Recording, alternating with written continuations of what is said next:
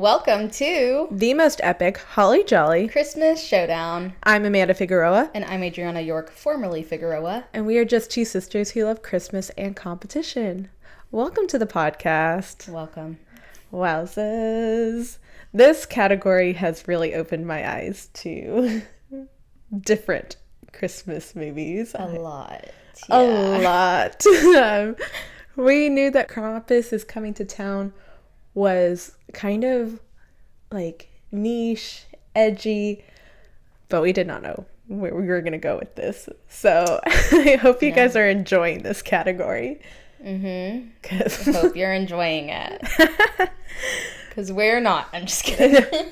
We're definitely like, whoa, this is different than what we usually watch. May reconsider it next year. Maybe you guys can help us out after hearing these next two movies. Yeah, it is definitely not what we expected to be watching whenever we started this podcast. Definitely not. I just was like, oh, I love this movie Krampus. Let's make a category based off of it. And I did not know what box I just opened. Yeah. But before we get into it, our weekly Christmas cheer. Let's start with something cheery and light before we get into our movie this week. Yes. Mm-hmm. Well, kind of half cheery and light. I didn't have to. I went to Miami for a funeral. But after that, my husband and my daughter and I, we stayed for an extra week. And it was just so nice. I haven't been to the beach in so long, it felt like. And the weather was just beautiful. It felt like Christmas vacation if I were to go on vacation for Christmas. I don't. But, it was nice and a good little getaway and a nice little, refresh to everything. Yeah. Beach is nice. I haven't been there in a while. And I saw the pictures and I saw the videos and it was just really nice. Yeah. We love the beach. Yeah. Everything's better with the beach. It is. Except for sand. I hate sand. Yeah, but I've seen this trick with the fitted sheet. It's you bring a fitted sheet and then you put something big in each four corners and then you have a blanket on the outside so you leave your shoes out there. You wipe off and I think there's a tub of water so you dip your feet in, you wipe off and then you go in and it minimizes the sand. Holy guacamole, that's a lot. Yeah, but but sand gets everywhere though. I feel like you can try all these tips and tricks, but you can really only control it so much. That's true. I was trying to figure out if I should bring Eleni stroller to the beach. And I said no because I didn't want sand in it. So instead I held her for an 8-minute walk from the car to the beach. I can see it though. I would do that too. It would just be really hard with all the things. Yeah. Yeah. At that point, you're going to be I have to cut my losses with something. Yeah. But anyways, my weekly Christmas cheer is baking related again. So fun. I make sourdough, and the hardest thing for me was to figure out what to make with the discard. Because I'd make a lot of different things, and everyone would be like, oh, that's so good. But then they wouldn't really eat it. And so then I was like, okay, I don't know. You weren't here for most of it because you've been traveling and all that stuff. But I made naan bread. I've made crackers. I've made granola bars. I've cinnamon rolls. That was a hit for a while, but then it was people weren't eating it as much. Yeah, when you make it back to back. Yeah, and so I was like, okay, I need something new. So I tried to make scones, and that was a big hit, and it was really fun. I brought it to my community group at church, and they were like, oh my gosh, these scones are amazing. And I was just like, oh, I think that was really nice because for a while I was like, all I can do is bread. That's all I can do. All I can do is bread. And then all of a sudden I was like, oh, I can do other things. And I was really excited about that. Yeah, she even made a lavender scone. That one was fun. That one was yummy, although I did prefer the chocolate chip, but that's just because I'm a chocolate girly. I feel like the lavender one, if you're into like Downton Abbey or like any of those kinds of movies like Pride and Prejudice, Sense and Sensibility, and you want to do like a almost like a tea party while watching that stuff, the lavender I think fits the best. It's a very good flavor for all of that. Mm-hmm. But it was really exciting stuff, and I'm excited to do more. So, yeah. Yeah, I'm excited to eat it all. Yeah. I have actually another batch of scones in the fridge chilling, so I have to bake it today. Okay, yeah, I was wondering what that was for. Yeah. Sweet. I'm going to have a fresh scone after this. But if you are new here, the way our episodes work is that we are going to jump into a semi-detailed summary of the movie. So if you don't like a spoiler, then take a pause here, go find the movie. Today we are watching Silent Night, and it's on Netflix. It is on Netflix. It's on Netflix. So if you have a Netflix subscription, you can find it. Mm-hmm. But if you don't mind a little spoiler and kind of want to get like a better detailed synopsis of the movie, then keep listening. We're going to tell you all about it. And then afterwards, we tell you our thoughts and how we scored the movie. So we have 5 different categories that we use to score the movie. It's plot, main character, aesthetic, overall Christmas cheer, and supporting characters. And then in the end, we round it off with a cringe factor because typically with Christmas movies, there is a little bit of cringe, so we have to acknowledge that. And then we get our total at the end and see where the movie has fallen in the category. Mm-hmm. So without further ado, Silent Night. And just a forewarning before we get into this, we do have some trigger warnings for this episode. And so this episode will include talks of suicide, infant loss, and harm to children. So if any of those bother you, you may want to skip this one. It does not hurt our feelings at all if you do not want to listen to it. Yeah. Take care of yourself. Mm-hmm. We had no idea about this before we chose this movie, so. We literally chose it because it was in Christmas. It was a Christmas movie, and it was horror. So we were not prepared for what was to come out of it. So just, yeah. Yeah, and if you're wondering what's in the movie, I'm about to tell you. Silent Night is a 2021 horror comedy featuring Keira Knightley, Matthew Good, and Lucy Punch. We start as our main woman, Nell, admires a group picture, then joins her family as they frantically try to get their house ready for Christmas. We then see 3 other couples looking at the same picture as they all drive in for Christmas Day. Some excited, some not so much. As everyone arrives to the house, tension rises and chaos ensues. But in light of this year's Christmas motto, love and joy, everyone works their hardest to come together to enjoy the holiday. We learn that the kids don't get along. The little girl runs the show. Little girl Kitty, she runs the show. There's drama between James and his girlfriend. The group doesn't like his girlfriend, Sophie. Mm-hmm. And there's something else that is unspoken that is really setting everyone on edge, but we don't know what that is. As everyone sits for Christmas dinner, the theme of love and happiness is constantly thrown around, and emotions run rampant during the prayer and conversation. One small comment brings forth frustration and rebuttal from Sophie, and the table begs for a peaceful night. This conversation is followed by talks of the Queen's address to the country, rumors of the Queen hiding in a bunker, and lots of theories of international affairs. And mind you, it's all of the children talking about this. So yes. That's a fun time. After dinner, Art scrolls on his phone watching a video about a respiratory illness and encouraging the viewers to die with dignity by taking their exit pill. Nell and Bella then sit the kids down and explain to them that the adults are only making the best decision for the kids and reminding them that they all love the kids very, very much. Meanwhile, the men are gathered outside where they mention a pact multiple times. It's during this conversation where we learn that Sophie is pregnant and will not be taking her pill. Panic appears on their faces, and they agree that the information can't be shared with the others. The whole group gathers together in the living room to open gifts for the kids, and the dysfunction runs rampant.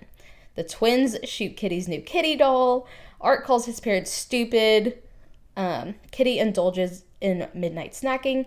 and Alex opts for liquor rather than the brown water that is now coming out of the faucet.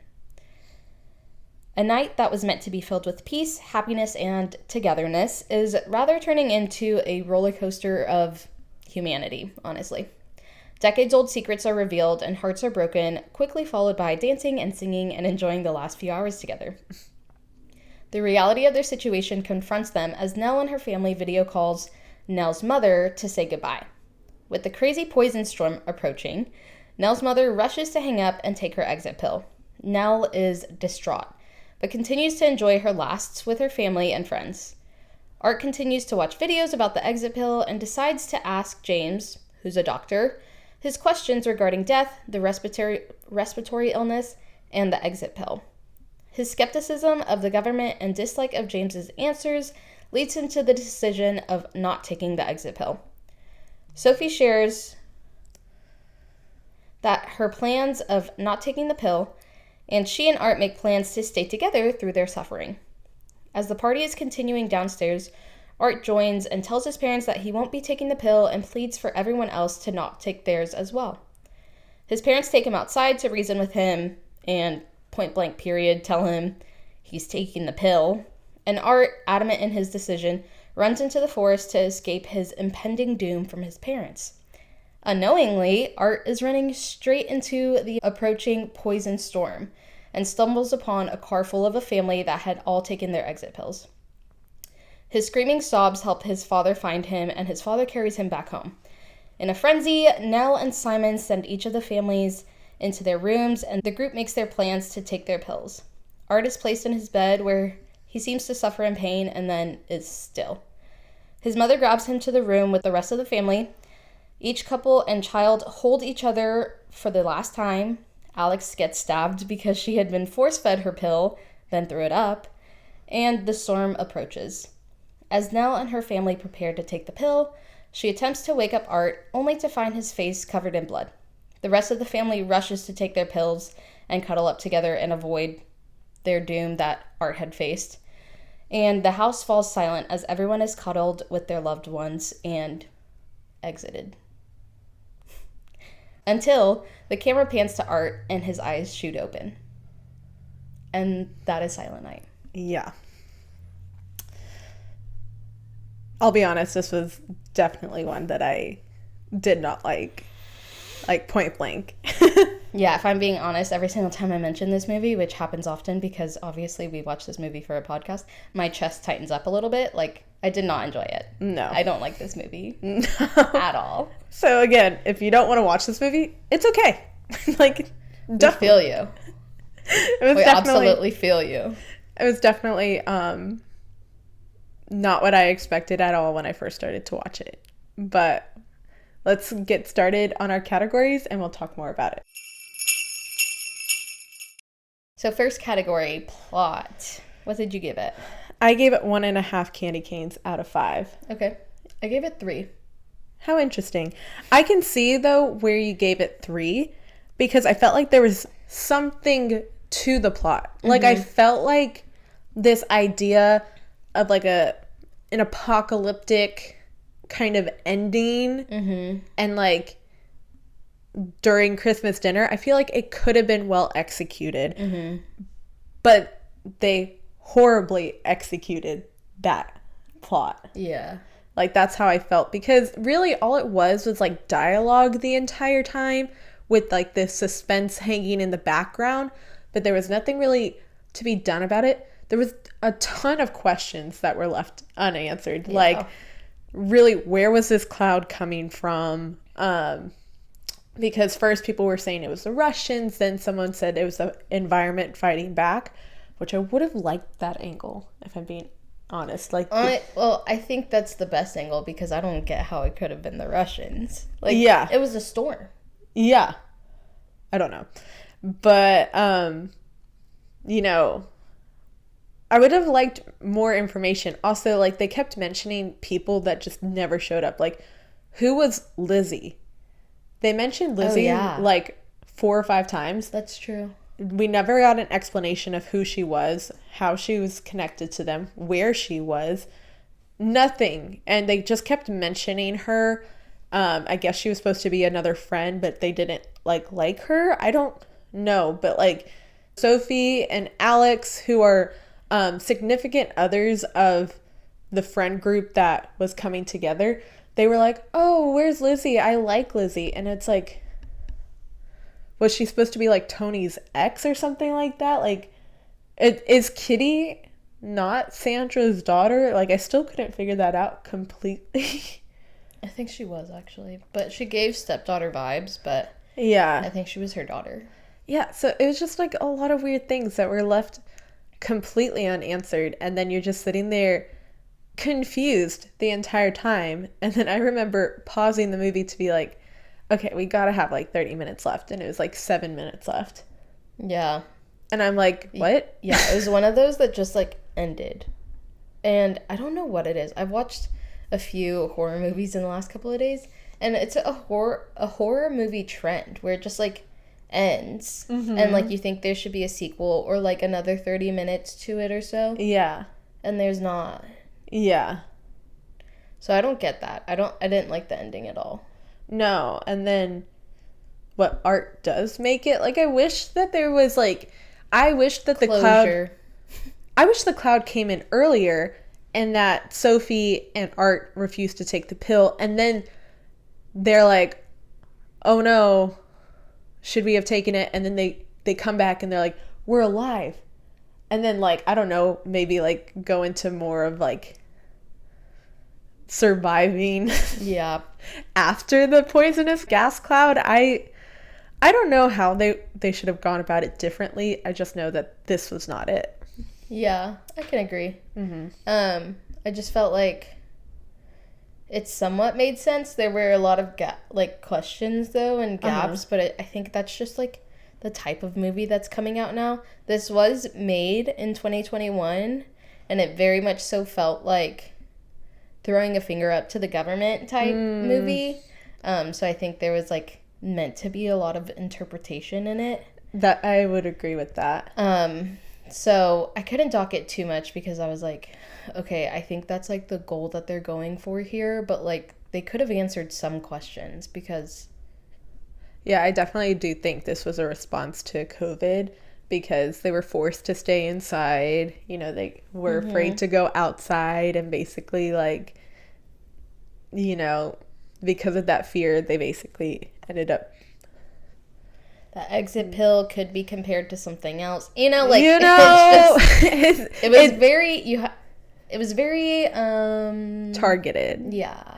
But what was crazy is that then you had like this kind of like all-star cast in a way doing this movie, and then I was like, so when you mentioned that, it's like, it does make sense, but also, would they really do a movie like that? Yeah.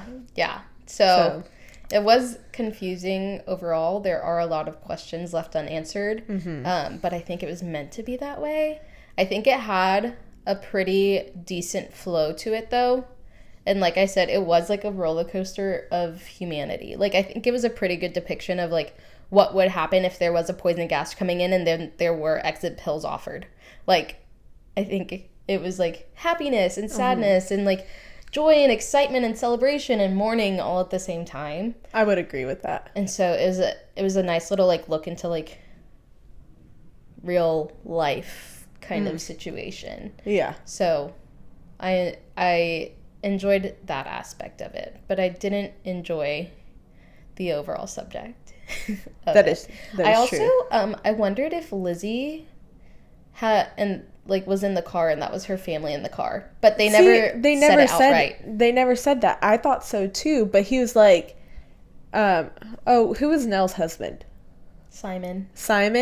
He never said it. Like, I don't know. If I were crying like that, I'd been like, Lizzie, her family, you know. Yeah, that's true. And then I would have mentioned that, but he never said that. He just said they were all dead, the baby and all. Like, it seemed like he didn't know them, and that's where I was like, I thought that was Lizzie too, but I have no idea who Lizzie was. Yeah. I didn't know what markers to look for. Like, if they had mentioned before, they're like, oh, is she bringing her baby?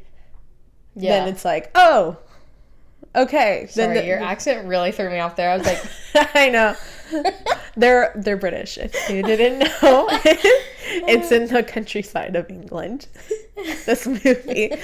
Yeah, you just threw that out there and I said, what? Yeah. Like, if they just would have said, like, oh.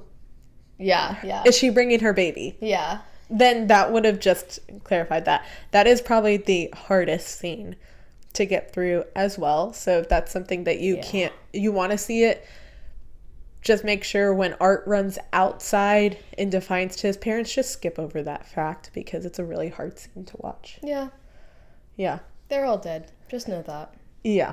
But what I wish would have been, like, further looked into, and I think that's what they were trying to get at in the movie, but again, like, they just didn't say it outright, was what was the hen's name? Glenda? Belinda. So at the beginning of the movie, when they're getting the house ready, like, Simon is kicking all of their chickens out, and he's like, go, be free, and I was like, what the heck's going on here? But then, Art, he gets, like, his favorite hen, and he just kind of, like, walks her out, and he's like, go, be free, be brave, and all this stuff. And then, so when he runs away into the forest after arguing with his parents, he runs into Belinda. Uh-huh. And I was like, I wonder if that was indicative of, like, you can survive the storm. Like, had she already been hit with the poison? I'm not sure. I felt like that was it, because it was very, like, she was in the center of the screen, you know? Like, I think there was meant to be some purpose to it. So. Yeah. I think so, too. Belinda had significance that I felt like I needed to know, but I didn't know what to know. That's how I felt with Belinda. Yeah, that's fair. All right. Our next category, main character or characters. So I had a hard time with this. Same. I just put Art. Even though I know that there was really big actors in the movie, I felt like he was the only one that had, like, more of single moments, and he was involved in everything, you know, that I felt like that had to be the main character. Yeah. I went with Nell, Simon, and Art. But they were all very confusing. Yeah. Like, yes, Art, but then there were some parts where I was like, I felt like he was only significant, like, towards the end, really. Like, you saw him scrolling and watching the videos and stuff, but, like, that was it. I felt like it was Art because he was the only one that was actually creating the plot in a way, creating the tension, because he was the one that was doing the research into the poisonous gas cloud, and he was the one that was asking the questions and asking the hard questions of, like, okay, like, why do we need to take this pill? Why do you get to make this decision for me? Is there a chance that you can save people? What happens to the people who don't get the pill? Like, what, they just suffer? You know, he was the one that was actually creating the tension with his questions. Yeah. I know Sophie had tension too, but, like, really, she was not a main character. No, I'm not saying she was a main character. But really, the only reason why Sophie's tension was exaggerated was because of Art. And so I felt like it was his opposition that really fueled this, like, tense-filled plot. So. Gotcha. Well, what'd you give Art? I gave him 3 candy canes out of 5. He was honestly the best part of the movie, in my opinion. He was the only one, like I said, who really questioned the whole thing. He was the only one that was actually, like, thinking, I feel like, critically. Yeah. I thought the actor himself did a good job in bringing, like, this interesting emotion out of Art. He was, like, angry, but it was because he was scared. And then when he was really scared, it was like, I felt it. Yeah. Like, this just terrifying inevitability, essentially, of taking this exit pill. And so, the hardest thing I had to get through is that all the kids, but him especially, he was a huge potty mouth. And I just really have a hard time with kids in movies and excessive swearing. It just, to me, it doesn't make me feel good, I guess. It's really, like, taking innocence away from children by having them act like that. And so for me, that just put me off. And he was disrespectful. Though at times it felt justified, there was just a lot of like, he was aggressive. And so I appreciated it for most of it, but then there's times where I'm like, okay, we need to relax. And so I think I was just a little put off by some of his behaviors, but I thought he was a fairly good character. Yeah. I gave Nell, Art, and Simon 2 candy canes out of 5. And those 2 only go to Art. I would agree. I cannot stand Nell and Simon. Just like, no. As parents, I know that they're like, okay, we're gonna do this all together, but like as parents to just completely disregard like your child and what he feels is right, and like forcing him to do something, I'm like, because you're scared. Yeah, like, no thank you. If I were Nell, I would have been like, okay, then I'm not taking it with you. Like, I'm with you. Absolutely. And then the way that they believed that Art was dead, and they like scrambled to take their exit pills. Yeah. And it's like, they didn't even like be like, oh, so sad he's dead. They were like, oh my gosh, no, I don't want to die like that. Yeah. And then they just took their pill. And I was like, they just felt very selfish. Yeah. And then like Simon was kind of scary, like at the dinner table when Sophie was talking. I honestly thought that some secret was going to come out, that like they had slept together and like Sophie was pregnant with his baby. Oh, I definitely felt like there was like that tension too. And then they never expounded on that. I was like, why did they hate Sophie so much? Was it just because she was American? I think it's because she was American and she thought differently. Okay. Like, because they had all made the pact. Okay. And I think that was just like a theme of like her versus them, is like she always questioned things and like went against the grain. Yeah. Whereas the rest of them were like, no, this is like what we're going to do and we're doing it. Yeah.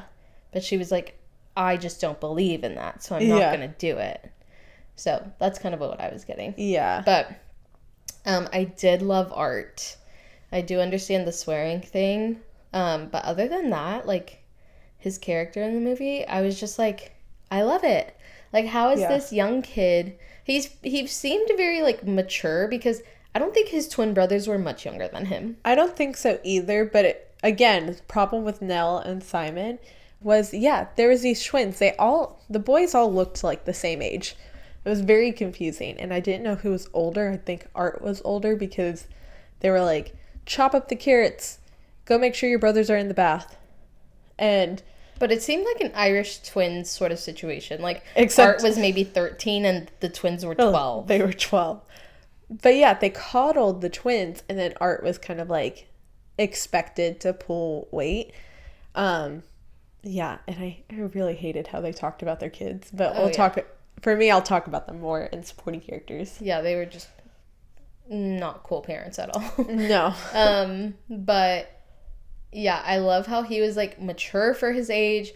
I really enjoyed his skepticism against like everything. He was like, but like, should we be thinking this way? Yeah. And the interesting thing for me, like towards the end of the movie, was that he was watching all these videos and he was doing all this research.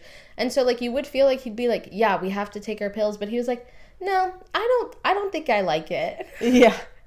And he was just like, I'm thinking about everybody else, and no, I don't think I like that idea. Like, I don't prescribe to that way of thinking. And he was just like, I'm not going to do it. And I was like, snaps for you, dude, because... Well, I definitely think that he was the only one that questioned, why was the queen in a bunker? You know, everyone was like, you know, the queen, she knows what's best. And he goes, okay, so why is she in a bunker? Why is she not taking the pill with her people? Yeah. You know? And they're like, well, you don't know if she's taking the pill. And he's like, then why is she in a bunker? Yeah. And, like, he was the only one that was, like, literally questioning anything. Yeah. Yeah. Everybody else was just like, well, that's how it is. His brothers were obsessed with, like, having toys, having Cokes. Kitty was like, I just want a snack. Everyone else was just like, let's party, let's live it up. Like, it's our last night. And he's like, but what if it's not our last night? What if it could be that we can make it? And he was the only one that had this like yearning to live, essentially. Yeah. I very much so appreciated his sass. I did enjoy his moments of disrespect. I would say when he told his mom to shut up, I didn't necessarily hate it. I know. I was like, I mean, if it's like your final hours and you're like, I'm trying to live here. Yeah. Absolutely tell your mom to shut up. Yeah. Except for when Eleni does that to me and then I say, ma'am? I feel like you wouldn't put her in that situation, though. I shouldn't. I hope I wouldn't. I think part of the reason that it makes sense was because he wasn't told anything by his parents. So he was pushing them to tell him things, and they weren't willing to. So then he was like, fine, you know what? Screw you. You guys are not helping me. You're not educating me on why you're making those decisions. You know, why aren't you thinking about other possibilities? Yeah. Mm-hmm. Next category instead. Aesthetic. I gave aesthetic 4 candy canes out of 5. Okay, so let me tell you. I really enjoyed how it looked. I loved the house. I loved the Christmas decorations. And I loved the not Christmas decorations. It felt very much so countryside. Mm-hmm. And I loved their outfits. I loved how it was like, it seemed like it fit all of their personalities very well. Uh-huh. And like just the scene of Simon kicking out the chickens, and he's literally like kicking them to go run away, and he's in a suit. Like, it funny. Was just so chaotic. It all fit very well. I liked the music, even though it was really sad. Like, when everybody had taken their pill, it played Silent Night. Uh-huh. And I was like, it was just like a really good touch. And the centerpiece for the dinner table was so beautiful. I loved it. I loved that they were eating by candlelight. There was just candles everywhere. It was very vibey. Yeah, I gave it 1.5 candy canes out of 5 because to me, there was so much about it that was so unmemorable. Like when I was trying to think of things aesthetic wise, I couldn't think of anything. So I don't know if I just blocked out this movie, and but even the second, because I watched it twice. I watched it once by myself and then with you, and even the second time around, I mean, I couldn't. It was sometimes just things just flew out of my head. I felt like I couldn't remember oh, that's a nice touch. I mean, I did some of the costuming. I think of Nell's outfit versus Sandra's outfit. Mm-hmm. And I just thought how interesting it was that they were besties for the resties, but they were polar opposites, you know? Mm-hmm.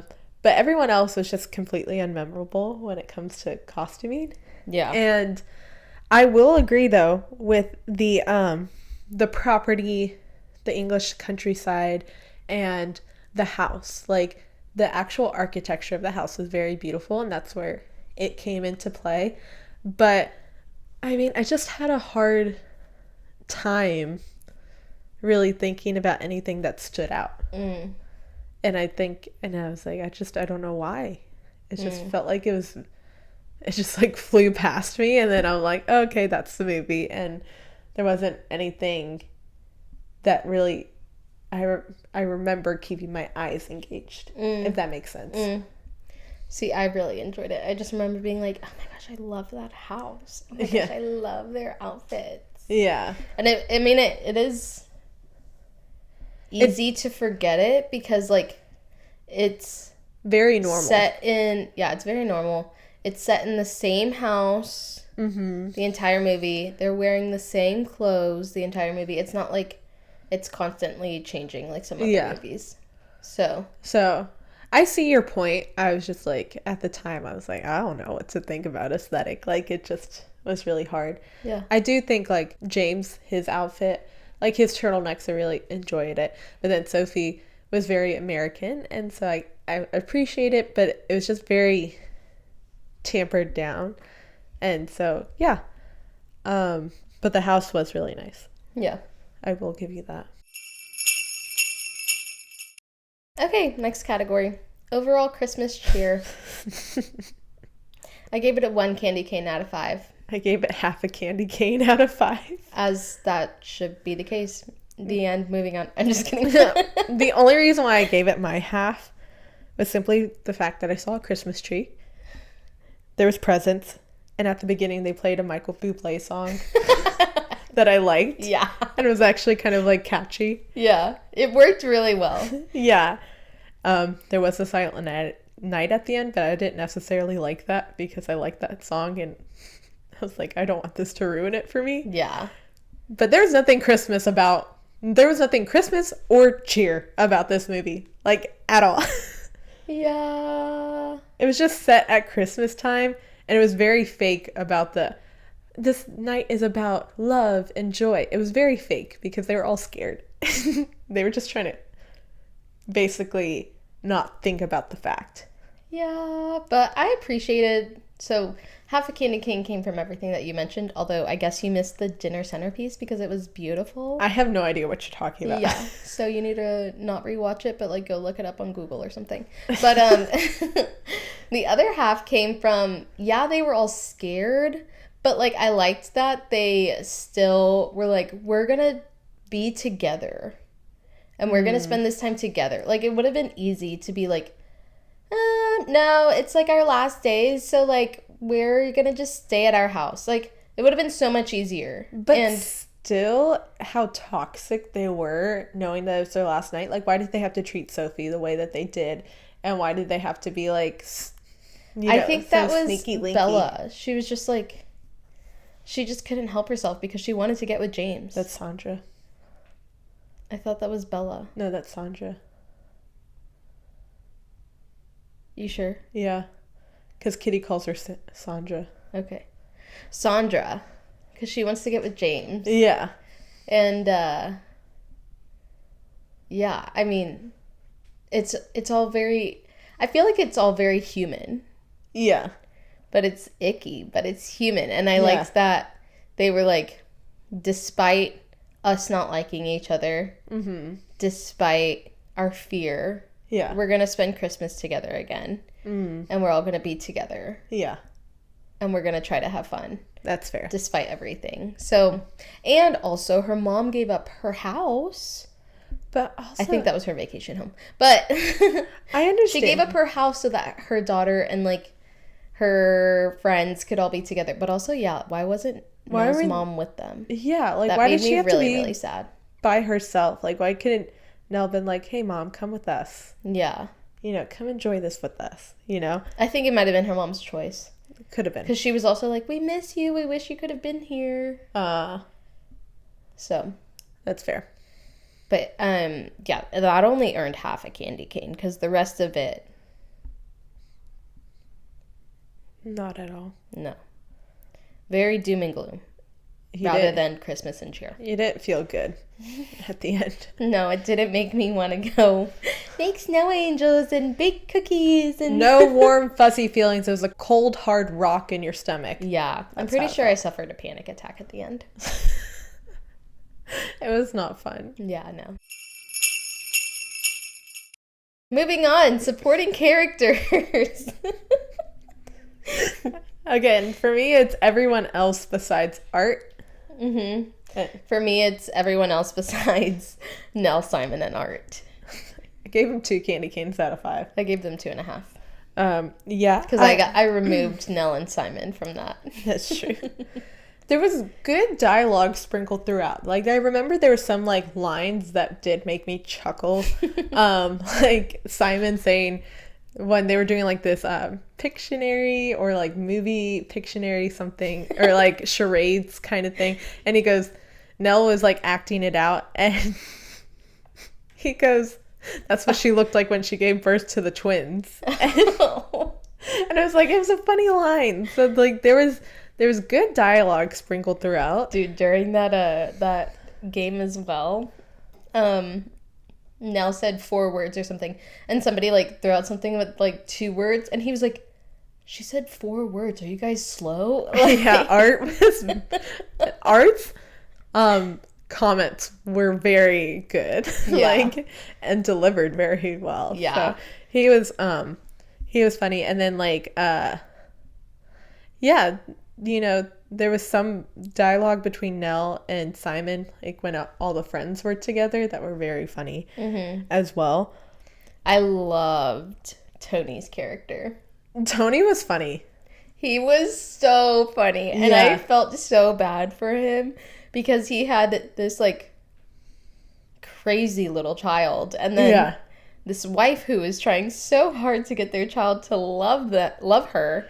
And he was just like tortured basically his entire life. Yeah. And then right in front of him, his wife says, I've always wanted to sleep with this other man. Yeah. And just his comments towards that were like...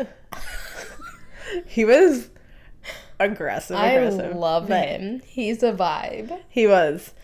So I definitely would say that there was some good dialogue sprinkled throughout. And I definitely think the characters individually or in like smaller groups, when they did have like their scared moments or their sad moments, it was good. Like, these are good actors and actresses. Like, it's, like I said, I felt like this was a packed cast. A packed cast. Like, I've seen pretty much everyone in a movie before. Yeah. And more, you know? Like, this was a good cast. And so I thought those were good, but I felt like the characters were very underdeveloped. And that made for kind of a superficial look at each of them.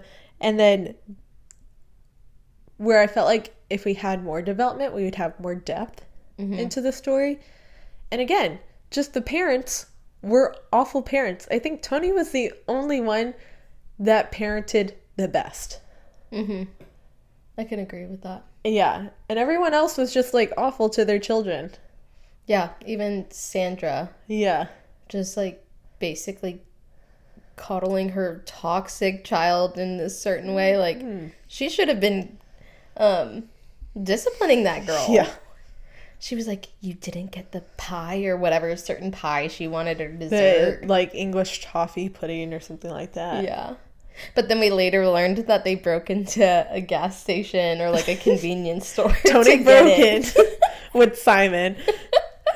So it was like those moments were good between them, but all in all, you know, they were more annoying to me than... Oh, the kids were so annoying. The twins... Yeah. Oh my gosh. Literally, like, the poisonous gas cloud is coming. Their brother just went through a traumatic event. And they're like... And they know they're about to take their exit pills. And...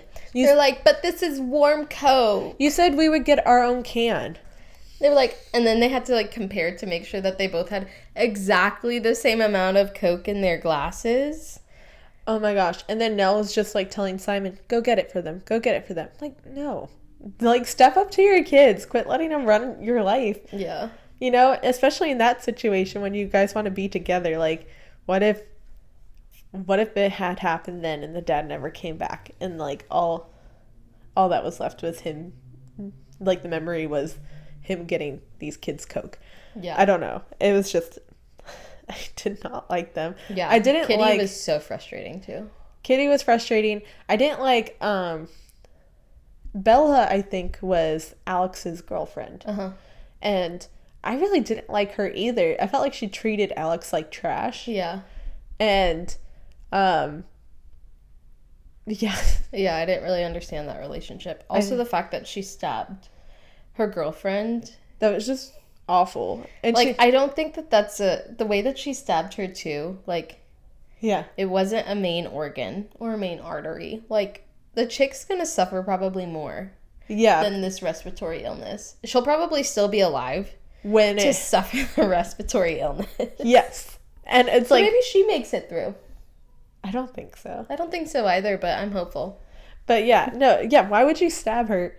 And you're like, you threw up your pill. Like, then guess what? She's gonna have to suffer because now she's dying of a wound, and then she's gonna get the poisonous gas at the same time. Like, how rude. Yeah, stupid. But yeah, just I didn't like this group of friends either. Just so toxic. Yeah. Yeah, I also couldn't stand that Sophie was like, I'm not going to take the pill. I'm not going to kill my child, da-da-da-da-da. And then for the simple fact that James was like, okay, well, if you don't take your pill, I'm not taking mine. She's like, okay, I'm going to take it. Oh, yeah. I didn't like that she ended up doing it in the end. It's ridiculous. I know. And like, have some more guts to yourself. Yeah. Anyways, that was the movie. So now you heard our thoughts. Let's look at our totals. I gave Silent Night a total of 8.5 candy canes out of 25. And I gave Silent Night a total of 12.5 candy canes out of 25. So that gives us an average total of 10.5 candy canes out of 25. It's the lowest one so far, but we have the cringe factor.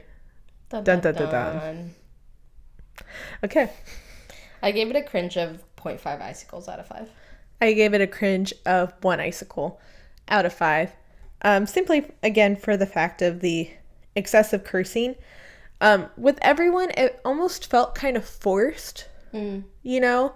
Like, I really looked at those characters and I didn't necessarily think, not that they wouldn't curse, but as much as they did, I didn't think like those characters would be that way. And it felt like it was just written into the script, so they had to say it. Yeah. So it felt really forced to me. Yeah. Yeah.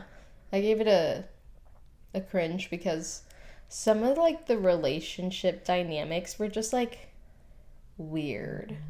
Just like weird and odd. And then this one part like really grossed me out. I still think about it. At the beginning of the movie, Art is cutting the carrots and then he cuts himself and he bleeds all over the carrots and then 2 people proceed to eat them. Disgusting. Yeah, I'm actually holding down barf as we speak. Yeah. So gross. It was unnecessary. I don't know why we had that in there. I know. I was like, why did you need to have that? I don't know. So that gives us an average cringe of 0.75 icicles out of 5.